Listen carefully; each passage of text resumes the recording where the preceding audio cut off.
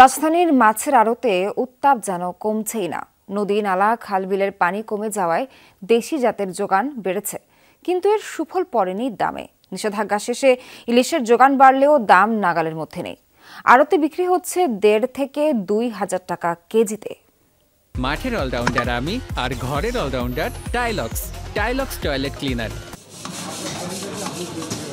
নদীনালা খালবিলের পানি কমে যাওয়াতে রাজধানীর বাজারে দেশি জাতের যোগান বেড়েছে, কিন্তু ক্রেতারা এর সুফল পাচ্ছেন না।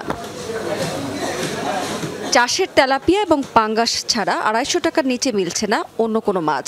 নদীর মাছের স্বাদ নিতে চাইলে গুনতে হবে ৬০০ থেকে ১,০০০ টাকা কেজি। এতে নাকাল সীমিত আয়ের সাধারণ ক্রেতারা। মাছের দাম তো এখন বেশি, এখন দাম আগে কমে নাই কোনো। বড় মাছগুলো আসলে আমরা মধ্যবিত্ত ফ্যামিলি, এরা আসলে মানে খেতে পারি না বললে চলে। আরও কম থাকা উচিত, আরও কম হলে আর কি ক্রেতা সাধারণ আমাদের জন্য ভালো হয়।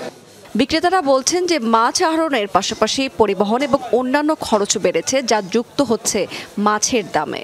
কাতল মাছ ৪ কেজি ওজন কাতল মাছ বেচে ৪০০ টাকা করে, কোরাল মাছ বেচে ৭০০ টাকা কেজি ৩ কেজি ওজনের। আইর মাছ দেশি আইর বেচতেছি ৯০০ টাকা কেজি। যাদের টাকা পয়সা আছে ওরাও অনেকে কম কিনে, আর যারা না আছে তাদের তো বলার কিছু নেই, তারা তো বাজারে আসতে পারে না। নিষেধাজ্ঞা শেষে প্রত্যাশিত পরিমাণ ইলিশ মিলছে না উপকূলে, এতে সুফল পাচ্ছেন না ক্রেতারা। ব্যবসায়ীরা বলছেন পাইকারি পর্যায়ে দাম বাড়ার প্রভাব পড়ছে রাজধানীতে। ইলিশ মাছ বড় বেশি ১৪০০ কি ১৫০০, হ্যাঁ, আর ছোট দিন ১ কেজির নাম আর যেটা ১২০০ টাকা বেশি, ১১০০ টাকা বেশি। নদীর মাছটা খুবই কম আর দাম একটু বেশি নদীর মাছের, যেমন আইর মাছ, বোয়াল মাছ, পুঁটি মাছ এগুলি নাই, প্রায় বিলুপ্তর পথে।